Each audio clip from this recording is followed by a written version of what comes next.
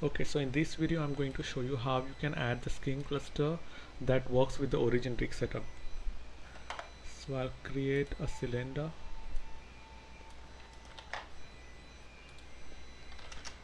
Imagine that this is an arm,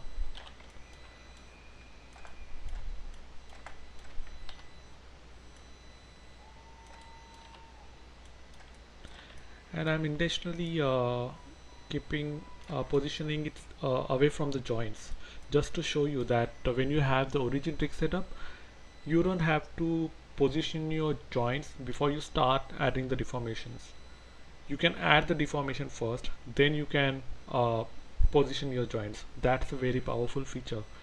And in essence, what you can do is you can have the entire rig ready for the character, and then you can bring in the character model, position your PN locators, and you have the deformation ready.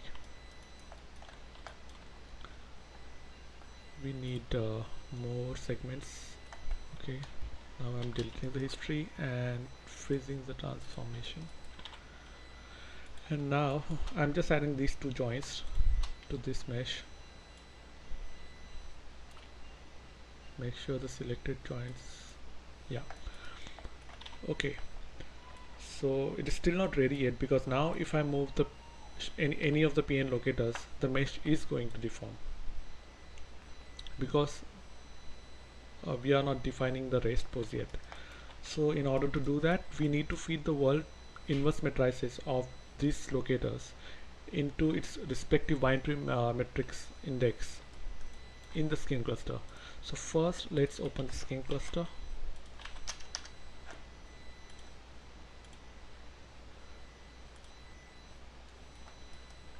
We don't need all these joints objects.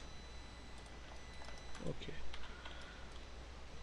so if you open the matrix attribute, you can see that index 0 corresponds to shoulder joint and index 1 corresponds to the elbow joint.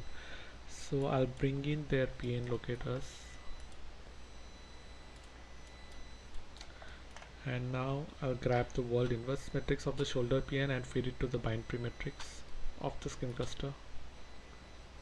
So the world inverse matrix, binary matrix 0, and then for the elbow PN, binary matrix 1. Now even though the skin cluster is there, you don't see any deformations. So now you have successfully defined the rest pose. So whenever you're moving these locators, you are actually defining the new rest pose for the mesh. This is flipping because the rest pose, the orientation is not matching with the rest pose. That's okay. So let me position it now.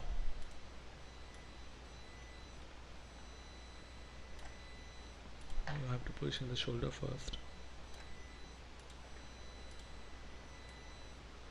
Okay.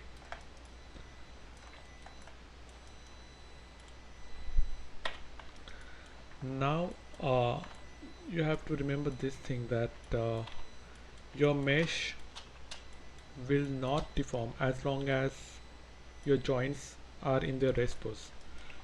By rest pose, I mean whenever they are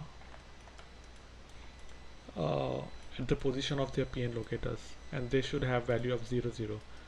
As soon as you add some values in their transformation, the joints will start deforming the mesh. Now it's bound by the local IK control, but you can take shoulder control and you can see that it's deforming now. So now let's fix the deformation.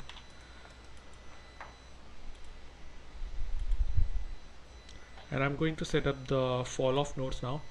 I'm not going in detail how to set up the Falloff Notes, because Mathias has already published some good videos on the same topic, and the link I'm providing in the description and in my blog post. So I'm just going to fast forward this step.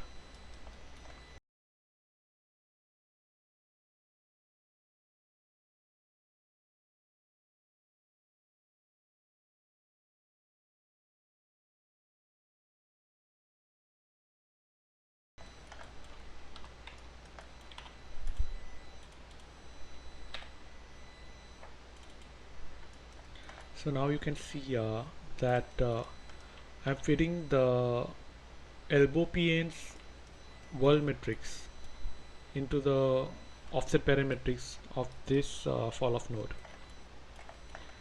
and it updates the weights. We need it in the opposite direction. Yeah, so this is the elbow weight, this is the shoulder joint weight. If I move the Falloff away, it will update the weight. Yeah.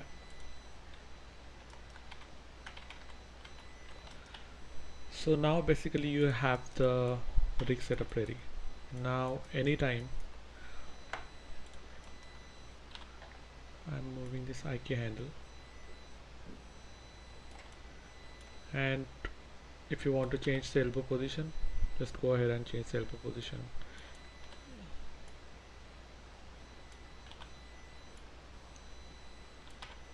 And your weights will update with your new joint position.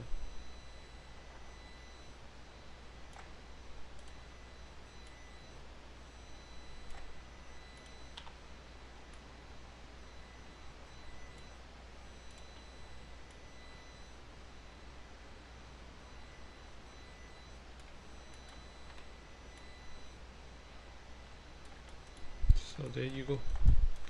Thanks for watching.